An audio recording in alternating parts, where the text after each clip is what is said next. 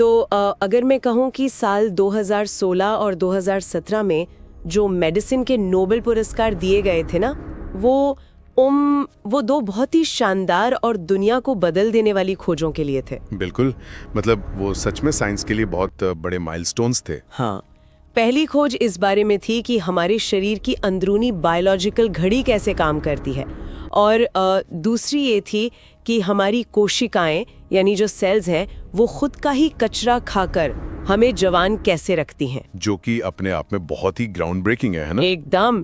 लेकिन क्या हो अगर मैं आपसे कहूं कि इन दोनों नोबेल विजेता खोजों का पूरा यूजर मैनुअल या इस्तेमाल करने का तरीका आज से 2500 साल पहले ही एक प्राचीन किताब में लिख दिया गया था। ओह वाओ, 2500 साल पहले? हाँ, महर्षि चरक की चरक संहिता में। ये तो वाकई मतलब किसी टाइम मशीन वाली कहानी जैसा लगता है।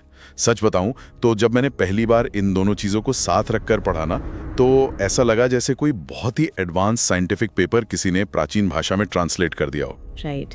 तो चलिए आज की इस गहरी चर्चा में इसी पूरी गुत्थी को सुलझाते हैं। आज के हमारे इस डीप डाइव के जो मुख्य स्रोत हैं वो है महर्षि चरक की चरक संहिता, अष्टांग संग्रह और साथ में 2016 का ऑटोफेजी पर नोबेल रिसर्च और 2017 का सर्कैडियन रिदम का नोबेल रिसर्च। बहुत ही सॉलिड सोर्सेज हैं ये। बिल्कुल। और हमारा मिशन बहुत ही साफ है। हमें ये समझना है कि ये जो ब्रह्म मुहूर्त में उठने की बात होती है और उस प्राचीन दिनचर्या का पालन करना, ये कोई पुराना धार्मिक कर्मकांड नहीं है। हाँ, लोग अक्सर इसे बस एक आस्था से जोड़ लेते हैं। वही तो, बल्कि ये असल में प्योर, एकदम पीयर रिव्यूड बायोलॉजी है। मजे की बात ये है ना कि अगर हम इस बायोलॉजी को समझ लें तो हमें अपनी ढेरों जो आज की लाइफस्टाइल बीमारियां हैं उनका जवाब मिल सकता है। तो फिर शुरुआत समय से ही करते हैं। ये ब्रह्म मुहूर्त आखिर है क्या? देखिए, ब्रह्म मुहूर्त का अगर शाब्दिक अर्थ देखें तो ब्रह्म यानी परम सत्य या ब्रह्मांड और मुहूर्त 48 मिनट के समय को कहते हैं। तो ग्रंथों के अनुसार सूर्योदय से ठीक 2 मुहूर्त पहले यानी 96 मिनट पहले का जो समय होता है वो ब्रह्म मुहूर्त कहलाता है। मतलब अगर हम आज की घड़ी के हिसाब से देखें तो ये टाइम क्या होगा? ये आमतौर पर सुबह 4:24 से लेकर 5:12 के बीच का विंडो होता है। अष्टांग संग्रह में बहुत ही साफ लिखा है कि स्वस्थ व्यक्ति को अपनी आयु की रक्षा के लिए इस समय उठना चाहिए। आयु की रक्षा मतलब सिर्फ जिंदा रहना नहीं, बल्कि बीमारियों से दूर रहना। एग्जैक्टली, बीमारियों से दूर रहना। लेकिन मैं यहाँ उन लोगों की तरफ से एक सवाल पूछना चाहती हूँ जो भी हमें सुन रहे होंगे। बहुत से लोग सोच रहे होंगे कि ये विज्ञान बहुत बढ़िया है, लेकिन मैं तो बायोलॉजिकली एक नाइट आउल हूँ। हाँ, ये बहुत कॉमन सवाल है ना? मतलब लोग कहते हैं कि मेरी आंखें सुबह 9 बजे खुलती हैं। तो क्या ये 2017 वाली नोबेल रिसर्च उन पे भी लागू होती है जी, या उनका सिस्टम कुछ अलग ही है? देखिए, ये एक बहुत बड़ा मिथ है जो हमने अपनी आधुनिक लाइफस्टाइल को जस्टिफाई करने के लिए बना लिया है। सच कहूं तो 2017 का नोबेल पुरस्कार जेफरी हॉल, माइकल रोजबैश और माइकल यंग को इसी बात के लिए मिला था। अच्छा, तो उन्होंने क्या साबित किया था? उन्होंने साबित किया कि हमारी हर कोशिका के अंदर, मतलब हर एक सेल में एक 24 घंटे की बायोलॉजिकल क्लॉक टिक टिक कर रही है। और सबसे बड़ी बात, ये क्लॉक आपके ऑफिस के शिफ्ट या नेटफ्लिक्स की टाइमिंग से नहीं चलती। तो फिर किससे चलती है? ये सीधे सूरज की रोशनी से सिंक होती है। हमारा डीएनए सूरज के हिसाब से ही वायर्ड है। मतलब मैं चाहे जो भी कहूँ, मेरी बॉडी को पता है कि बाहर सूरज कब उगने वाला है। 100% पता है।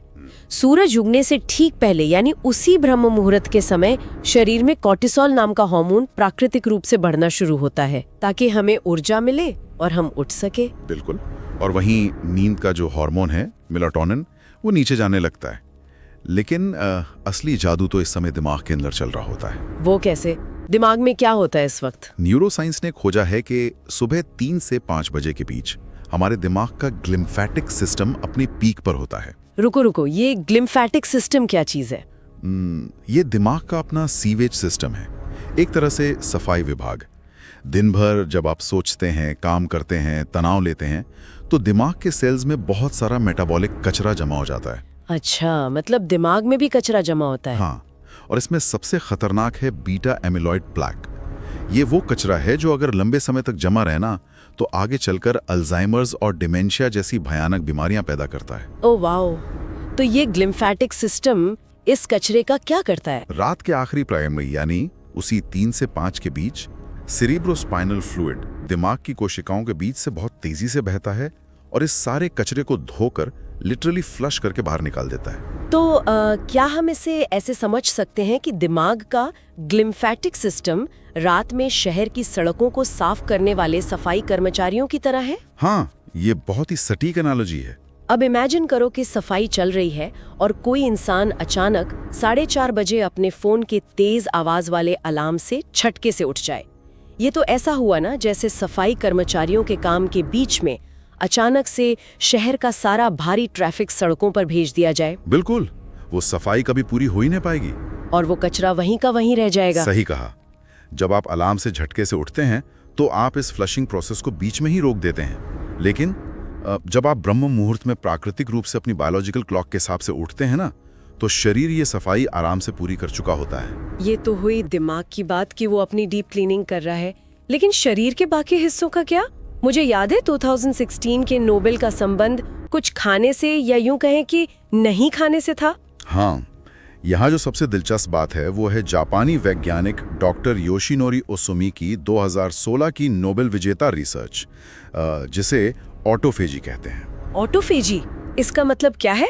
इस शब्द को अगर हम तोड़ें तो ऑटो का मतलब है खुद और फेजी का मतलब है खाना, यानी कोशिकाओं का खुद को खाना। थोड़ा रुकिए, खुद को खाना सुनने में तो किसी हॉरर फिल्म जैसा लगता है। क्या शरीर सच में अपने ही अंगों को नष्ट करने लगता है? ये तो खतरनाक होना चाहिए। नहीं, वो नष्ट नहीं कर रहा है बल्कि रिसाइकल कर रहा है। इसके पीछे के मैकेनिज्म को समझना बहुत जरूरी है। हाँ, प्लीज समझाइए। जब आप 12 से 16 घंटे तक बाहर से कोई खाना नहीं खाते तो शरीर को ऊर्जा की जरूरत तो होती है ना। अब क्योंकि बाहर से ग्लूकोज नहीं आ रहा है तो कोशिकाएं स्मार्ट हो जाती हैं। अच्छा। हाँ, वो अपने ही अंदर देखती हैं और कहती हैं कि चलो देखते हैं यहाँ क्या क्या फालतू पड़ा है। उन्हें डैमेज हो चुके प्रोटीन्स, मृत कोशिकाएं और ऐसा कचरा मिलता है जो आगे चल के कैंसर बना सकता है। ओह, तो वो उस कचरे का इस्तेमाल करती हैं? बिल्कुल, कोशिकाएं इस कचरे को जलाकर ऊर्जा में बदल देती हैं। तो ऑटोफेजी असल में हमारी कोशिकाओं के लिए मैरी कोंडो की तरह है। मतलब जब सेल बाहर का खाना पचाने में बिजी नहीं है तो उसे आखिरकार समय मिल जाता है ये देखने का कि कौन सा कचरा काम का नहीं है और वो उसे साफ कर देती है। एकदम सही पकड़ा आपने। ये शरीर का इनबिल्ट एंटी एजिंग और डिटॉक्स मैकेनिज्म है।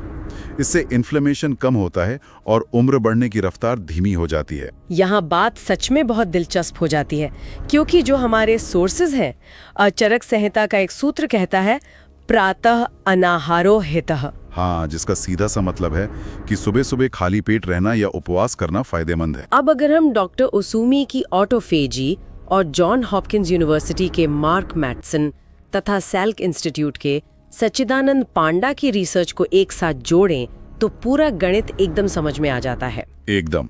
सच्चिदानंद पांडा की टाइम रिस्ट्रिक्टेड ईटिंग की जो रिसर्च है वो दिखाती है कि हमें 12 से 14 घंटे का फास्टिंग विंडो चाहिए ही चाहिए। आप चरक के मॉडल में से फिट करके देखिए। हाँ, मान लीजिए अगर कोई रात को 8 बजे डिनर करता है। राइट, 8 बजे डिनर किया और सुबह 4:30 बजे ब्रह्म मुहूर्त में उठा तो आप पहले से ही 8.5 घंटे की फास्टिंग में हैं। इस समय आपके शरीर का ग्लाइकोजन डिप्लीट होना शुरू हो गया है। और यहीं पर चरक कहते हैं कि उठते ही नाश्ते पर मत टूट पड़ो। बिल्कुल। अगर कोई सुबह उठने के बाद 8 या 9 बजे तक अपना नाश्ता टाल दे तो रात 8 से सुबह 8 बजे तक पूरे 12 घंटे हो जाते हैं। और 12वें घंटे से पीक ऑटोफेजी शुरू हो जाती है। शरीर बहुत तेजी से कैंसर पैदा करने वाले सेल्स और पुराने कचरे को रिसाइकल करने लगता है। मतलब अगर हम सिर्फ रात को लेट नाइट स्नैक्स खाना बंद कर दें और सुबह नाश्ता सही समय पे करें तो हम शरीर को बिना किसी महंगी दवा के रोजाना एक फ्री एंटी एजिंग ट्रीटमेंट दे रहे हैं। ये तो सच में माइंड ब्लोइंग है। और सबसे बड़ी बात देखिए, ये कोई नया डाइट ट्रेंड नहीं है। ये हजारों साल पुराना विज्ञान है जिस पर आज मॉडर्न मेडिसिन अपनी मोहर लगा रही है। ओके, तो चलिए अब प्रैक्टिकल बात करते हैं। मान लीजिए मैं सुबह 4:30 बजे उठ गई। ठीक है। मैंने कुछ खाया भी नहीं ताकि वो मेरी ऑटोफेजी चलती रहे। तो अब मैं करूं क्या? क्या मैं बस दीवार को घूरता रहूं या इंस्टाग्राम पर रील स्क्रॉल करूं, या चरक ने क्या करने को कहा है? बहुत अच्छा सवाल है क्योंकि मेरे सोर्स नोट्स में चरक के 8 नियमों का जिक्र है। हाँ, चरक ने इस सुबह के खाली समय के लिए एक पूरा का पूरा प्रोटोकॉल डिजाइन किया है जिसमें 8 स्टेप्स हैं और हर एक स्टेप के पीछे बहुत ही पक्की बायोलॉजिकल लॉजिक है। तो पहला नियम क्या है? उनका पहला नियम है ऊषापान, यानी सुबह उठकर पानी पीना, वो भी गुनगुना पानी। गुनगुना ही क्यों? मतलब सुबह उठकर चिलचिलाती गर्मी में फ्रिज का ठंडा पानी क्यों नहीं पी सकते? इसके पीछे मेटाबॉलिज्म का विज्ञान है। जब आप फ्रिज का ठंडा पानी पीते हैं ना, तो शरीर को पहले उस पानी को अपने कोर टेम्परेचर पर लाने के लिए ऊर्जा खर्च करनी पड़ती है। इससे गैस्ट्रिक रक्त प्रवाह सिकुड़ जाता है। अच्छा, मतलब एनर्जी वेस्ट होती है। बिल्कुल। लेकिन जब आप 500 मिलीलीटर गुनगुना पानी पीते हैं तो ये ऐसा है जैसे रात भर ठंड में खड़ी कार के इंजन को वार्म अप करना। मॉडर्न रिसर्च भी बताती है कि सुबह ऐसा करने से इंसान का मेटाबॉलिज्म 24 से 30% तक तेज हो जाता है। वाह, तो इंजन वार्म अप हो गया। इसके बाद क्या करना है? इसके बाद चरक शरीर से कचरा बाहर निकालने की बात करते हैं, शौच या मल त्याग। चरक का बहुत ही कड़ा निर्देश है कि इसके बिना दिन की शुरुआत नहीं होनी चाहिए। अब यहाँ तो किसी को भी लगेगा कि इसमें क्या साइंस है, ये तो एक बेसिक जरूरत है सबके लिए। हाँ, लगता तो ऐसा ही है। लेकिन मैंने पढ़ा है कि इसका सीधा कनेक्शन हमारे दिमाग से होता है। बिल्कुल सही पढ़ा है आपने। मॉडर्न गट हेल्थ रिसर्च हमें ब्रेन गट एक्सिस के बारे में बताती है। ये कैसे काम करता है? देखिए, हमारे पेट में करोड़ों बैक्टीरिया होते हैं जो रात भर हमारे खाने को फर्मेंट करते हैं और मेटाबोलाइट्स या टॉक्सिन्स बनाते हैं। अब अगर आप सुबह पेट साफ नहीं करते हैं तो आपकी आंतें उस रुके हुए कचरे में से पानी और टॉक्सिन्स को वापस शरीर में सोखने लगती हैं। वापस सोखने लगती हाँ, है? इसे मेडिकल टर्म्स में रीएब्जॉर्प्शन कहते हैं। ओहो, मतलब वो टॉक्सिन्स वापस हमारे खून में जा रहे हैं। हाँ, और ये टॉक्सिन सीधे वेगस नर्व के जरिए हमारे दिमाग तक सिग्नल भेजते हैं, जिससे सारा दिन बेवजह की एंग्जाइटी, स्ट्रेस और चिड़चिड़ापन रहता है। तो पेट साफ होने का सीधा असर आपकी मेंटल क्लैरिटी पर पड़ता है।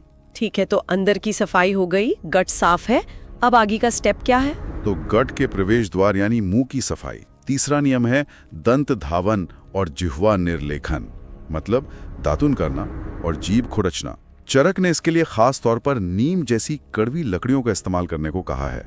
मेरे सामने वर्ल्ड हेल्थ ऑर्गेनाइजेशन की एक रिसर्च है। ये कहती है कि सिर्फ जीभ साफ करने से 85% सांस की बदबू तो दूर होती ही है, लेकिन इसका असली फायदा उन गट डिसबायोसिस को रोकना है। ये गट डिसबायोसिस कैसे काम करता है? तो क्या है ना कि रात भर जब हमारा मुंह बंद रहता है तो उसमें बहुत से हानिकारक बैक्टीरिया पनपते हैं।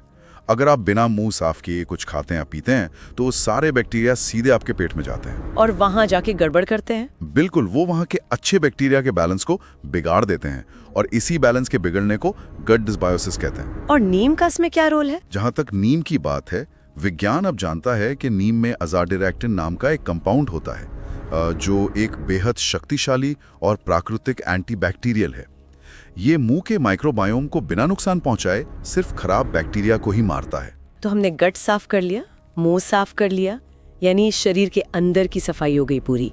इसके बाद चरक का चौथा नियम अचानक से शरीर के बाहर यानी त्वचा की तरफ जाता है, अभ्यंग या तेल मालिश। हाँ, ये बहुत ही इंटरेस्टिंग स्टेप है। मुझे हमेशा लगता था कि सुबह सुबह मालिश करना किसी लग्जरी स्पा रिजोर्ट की चीज है या फिर शायद जोड़ों के दर्द वाले लोगों के लिए है। सुबह 5 बजे मालिश करने का बायोलॉजिकल लॉजिक क्या हो सकता है? इसका लॉजिक असल में स्किन से ज्यादा हमारे नर्वस सिस्टम में छिपा है। वो कैसे? जब त्वचा पर गुनगुने तेल से मालिश की जाती है ना, तो ये हमारे पैरासिम्पैथेटिक नर्वस सिस्टम को ट्रिगर करता है। हमारे शरीर में मुख्य रूप से 2 मोड होते हैं, एक लड़ने या भागने वाला जिसे फाइट और फ्लाइट मोड कहते हैं, और दूसरा रेस्ट एंड डाइजेस्ट मोड। तो मालिश का क्या असर होता है इस पर? मालिश शरीर को तुरंत इस दूसरे वाले मोड में यानी शांति वाले मोड में ले आती है। और इसका फायदा क्या है सुबह सुबह? मतलब दिन तो अभी शुरू ही हुआ है। इसका सबसे बड़ा मैकेनिकल फायदा ये है कि ये कॉर्टिसोल के स्तर को गिरने पर मजबूर कर देता है। साथ ही ये लिम्फेटिक ड्रेनेज को बढ़ाता है। ये लिम्फेटिक ड्रेनेज क्या होता है? हमारी नसों के साथ साथ ना एक और नेटवर्क होता है जो शरीर का कचरा ढोता है। मालिश करने से वो सिस्टम पंप होने लगता है और कचरा बाहर निकलता है। ओके, तो मालिश के बाद आता है 5वां नियम, व्यायाम। चरक कहते हैं कि सुबह के व्यायाम से शरीर हल्का होता है और फैट घटता है। बिल्कुल सही। और आधुनिक विज्ञान भी कहता है कि सुबह व्यायाम करने से दिमाग में BDNF यानी brain derived neurotrophic factor release होता है। इसे न्यूरोसाइंटिस्ट्स दिमाग का मिरेकल ग्रो या आसान भाषा में ग्रोथ हार्मोन कहते हैं। लेकिन चरक की एक चेतावनी है यहाँ पर जो मुझे बहुत अजीब लगी। क्या चेतावनी?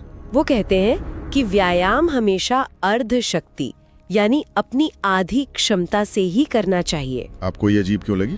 क्योंकि आज का जो मॉडर्न फिटनेस कल्चर है ना, वो तो नो पेन नो गेन पर चलता है। क्रॉसफिट हो या जिम, जब तक पसीने से लथपथ होकर इंसान गिर न पड़े तब तक वर्कआउट अधूरा ही माना जाता है। फिर ये आधी क्षमता का नियम क्यों? बहुत ही अच्छा सवाल है, और सच बताऊं तो ये बहुत ही गहरा विज्ञान है। सुबह के समय हमें पता है कि कोर्टिसोल प्राकृतिक रूप से बढ़ रहा होता है हमें जगाने के लिए, है ना? हाँ, अभी हमने डिस्कस किया था। अब अगर आप सुबह ही हाई इंटेंसिटी वर्कआउट या HIIT करने लगें और शरीर को थकावट के एकदम आखिरी स्तर तक ले जाएं, तो शरीर इसे सर्वाइवल मोड मान लेता है। ओह, उसे लगता है कि आप किसी शेर से जान बचाकर भाग रहे हैं। ओह, मतलब शरीर पैनिक कर जाता है। बिल्कुल पैनिक कर जाता है, और इस पैनिक में शरीर बहुत भारी मात्रा में और ज्यादा कॉर्टिसोल छोड़ने लगता है। इससे आपका पूरा हार्मोनल बैलेंस बिगड़ जाता है, और मजे की बात यह है कि फैट बर्निंग भी रुक जाती है। तो अर्ध शक्ति का नियम इसलिए है? हाँ, ताकि आप थकावट या स्ट्रेस में जाए बिना सिर्फ अपना रक्त प्रवाह बढ़ा सके और उस BDNF का पूरा फायदा ले सके। क्या बात है, ये तो एकदम सटीक लॉजिक है। इसके बाद छठा नियम है ध्यान या मेडिटेशन। चरक कहते हैं कि ब्रह्म मुहूर्त में आत्मचिंतन करना चाहिए। हाँ, मेंटल हेल्थ के लिए। अब ध्यान के फायदे तो सब जानते ही हैं, लेकिन इस खास समय पर सुबह सुबह ही ध्यान क्यों? अगर हम इसे न्यूरोसाइंस के नजरिए से देखें तो ब्रह्म मुहूर्त के समय इंसान के दिमाग में प्राकृतिक रूप से थीटा ब्रेन वेव्स बन रही होती हैं। Theta waves? हाँ, इनकी फ्रीक्वेंसी 4 से 7 हर्ट्ज के बीच होती है। ये नींद और पूरी तरह जागने के बीच की वो डीप मेडिटेटिव अवस्था है जिसे हासिल करने के लिए योगी सालों साल अभ्यास करते हैं। लेकिन ब्रह्म मुहूर्त में आपका दिमाग नेचुरली इस अवस्था में होता है। मैंने हार्वर्ड मेडिकल स्कूल की सारा लेजार की रिसर्च भी पढ़ी है। वो दिखाती है कि ध्यान कैसे दिमाग की फिजिकल संरचना को ही बदल देता है। एकदम सही। जो लोग नियमित ध्यान करते हैं ना, उनके प्रीफ्रंटल कॉर्टेक्स, मतलब जहां से हम फैसले लेते हैं और लॉजिक लगाते हैं, उसमें ग्रे मैटर बढ़ जाता है। और डर वाले हिस्से का क्या? हाँ, दिमाग का वो हिस्सा जो हमें डराता है या एंग्जाइटी देता है, जिसे अमिगडाला कहते हैं, वो असल में सिकुड़ जाता है मेडिटेशन से। यह सारी बातें सुनकर मुझे एक चीज बहुत अच्छे से समझ में आ रही है। चरक की ये पूरी की पूरी रूटीन कोई धार्मिक कर्मकांड या सिर्फ पूजा पाठ का तरीका नहीं है। बिल्कुल नहीं। ये असल में सूरज उगने से पहले ही ढेरों मॉडर्न बायो हैक्स को एक साथ जोड़ने का बहुत ही शानदार तरीका है। हाँ, जैसे एक मास्टर प्लान। पानी से मेटाबॉलिज्म हैक किया, मल त्याग से गट को हैक किया, मालिश से नर्वस सिस्टम को और ध्यान से ब्रेन वेव्स को, सब कुछ एक परफेक्ट ऑर्डर में है। सही कहा। ये शरीर और दिमाग को एक साथ रिबूट करने का सबसे शक्तिशाली वैज्ञानिक प्रोटोकॉल है। लेकिन यहाँ एक सवाल खड़ा होता है, अगर ये प्राचीन विज्ञान इतना सटीक है, इतना शक्तिशाली है और हमारे DNA तक में बसा हुआ है, तो आज के इस दौर में लोग इतनी बीमारियों, मोटापे और मानसिक तनाव का शिकार क्यों है? हम आखिर कहाँ गलत जा रहे हैं? देखिए, अगर हम इसे व्यापक नजरिए से देखें ना, तो इसका जवाब चरक के दोषकाल और आज की हमारी आधुनिक जीवन शैली के टकराव में छिपा है। ये दोषकाल क्या है? चरक ने पूरे 24 घंटे को 3 हिस्सों में बांटा है: वात, पित्त और कफ। सुबह 6 बजे से लेकर 10 बजे तक का जो समय होता है वो कफ काल होता है। अब कफ का गुण क्या है? भारीपन, सुस्ती और स्थिरता। और आज के समय में ज्यादातर लोग इसी समय उठते हैं, 7 बजे, 8 बजे या 9 बजे। यही सबसे बड़ी समस्या है। जो लोग 7 या 8 बजे तक सोते हैं, वे कफ काल के पीक समय में उठते हैं। आपकी बायोलॉजिकल क्लॉक कह रही है कि 4 बजे उठना था, लेकिन आप उठे 8 बजे। तो इसका शरीर पर क्या असर होता है? अब आप कफ के भारीपन में उठ रहे हैं। इसी कारण से उठने के बावजूद दिन भर सुस्ती रहती है, बार बार कॉफी पीनी पड़ती है, और यहीं से मोटापे और मेटाबॉलिक सिंड्रोम की शुरुआत होती है। और जो हमारी मॉडर्न लाइफस्टाइल की बाकी गलतियां हैं, वो तो जैसे आग में घी का काम करती हैं। रात को 11-12 बजे तक जागना। हाँ, ये हमारी उस 2017 वाली नोबेल प्रमाणित बायोलॉजिकल क्लॉक को पूरी तरह से कंफ्यूज कर देता है। और उससे भी बुरा है, उठते ही सबसे पहले अपना मोबाइल चेक करना और उसकी ब्लू लाइट देखना। वो तो सबसे खतरनाक है। वो कैसे असर डालती है शरीर पर? देखिए, जैसे ही वो नीली रोशनी सीधा आपकी आंखों के रेटिना पर पड़ती है ना, दिमाग को सिग्नल जाता है कि बाहर बहुत तेज दोपहर जैसी धूप निकल आई है। इससे कॉर्टिसोल का अचानक एक बहुत बड़ा स्पाइक होता है। आपका शरीर अचानक से स्ट्रेस में आ जाता है कि अरे मैं लेट हो गया। इससे आपके दिन की शुरुआत ही एंग्जाइटी या घबराहट से होती है। और ऑटोफेजी की तो हम बात ही क्या करें। आज के दौर में लेट नाइट स्नैकिंग, रात 11 बजे खाना और फिर सुबह 8 बजे उठकर नाश्ता कर लेना, इससे शरीर को मुश्किल से 9 घंटे मिलते हैं। हाँ, ऑटोफेजी विंडो तो खुल ही नहीं पाती। यानी जो सेलुलर कचरा है वो दिमाग और शरीर में बस जमा होता रहता है, कभी साफ ही नहीं होता। इसीलिए तो आज अल्जाइमर और ऑटो इम्यून बीमारियां इतनी तेजी से बढ़ रही हैं। ये तो ऐसा हो गया जैसे आधुनिक इंसान बिना किसी दूसरे देश की यात्रा किए भी अपनी ही बायोलॉजिकल क्लॉक को नजरअंदाज करके अपनी ही घर में जेट लैग जैसी भयानक स्थिति में जी रहा है। ये बहुत ही सटीक उदाहरण दिया आपने।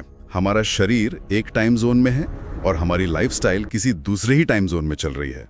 तो इन सब का आखिर मतलब क्या है? इन सारे स्रोतों, नोबेल प्राइज की रिसर्च और चरक संहिता को डिकोड करने के बाद एक बात तो बिल्कुल साफ हो जाती है। वो क्या? कि ब्रह्म मुहूर्त में उठना और इन 8 नियमों का पालन करना केवल एक परंपरा नहीं है, ये दो नोबेल पुरस्कारों, ऑटोफैजी और सर्कैडियन रिदम का जीता जागता प्रैक्टिकल एप्लीकेशन है। बिल्कुल। और सबसे अच्छी बात यह है कि ये कोई हवाई थ्योरी नहीं है, ये सच में काम करता है। ये इंसान के स्वास्थ्य को बचाने, हार्मोन्स को संतुलित रखने और दिमाग से टॉक्सिन्स बाहर निकालने का सबसे बेहतरीन तरीका है। यानी ये कोई टोना टोटका नहीं है, बल्कि अपनी ही बायोलॉजी को हैक करने का एक प्रूवन तरीका है, बिना किसी एक्स्ट्रा खर्च या महंगी सप्लीमेंट पिल्स के। हर दिन शरीर को नया और जवान बनाने का विज्ञान। सही कहा। लेकिन ये सब एक महत्वपूर्ण सवाल भी खड़ा करता है। कैसा सवाल? जैसा कि हमने चर्चा की, ब्रह्म मुहूर्त में हमारा दिमाग प्राकृतिक रूप से 4 से 7 हर्ट्ज की थीटा वेव्स में होता है। यह वो अवस्था है जहां इंसान का दिमाग क्रिएटिविटी, इंट्यूशन और नई चीजों को गहराई से सीखने के लिए सबसे ज्यादा रिसेप्टिव होता है।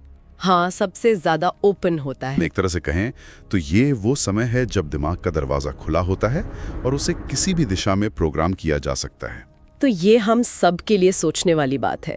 अगर सूरज उगने से पहले हमारा दिमाग सबसे ज्यादा ग्रहणशील और प्रोग्राम होने योग्य अवस्था में होता है, तो आंख खुलते ही सबसे पहले अपना मोबाइल उठाकर दुनिया भर की तनावपूर्ण खबरें, काम के ईमेल्स या सोशल मीडिया की बहस देखने से हमारे दिमाग की गहराई में क्या असर पड़ रहा होगा? बहुत ही गहरा असर। क्या हम अनजाने में ही अपने दिन के सबसे शक्तिशाली समय में खुद के ही दिमाग को पूरे दिन के तनाव और डिप्रेशन के लिए प्रोग्राम तो नहीं कर रहे हैं? अगली बार जब सुबह आपका अलार्म बजेगा तो इस बात पर जरूर गौर कीजिएगा।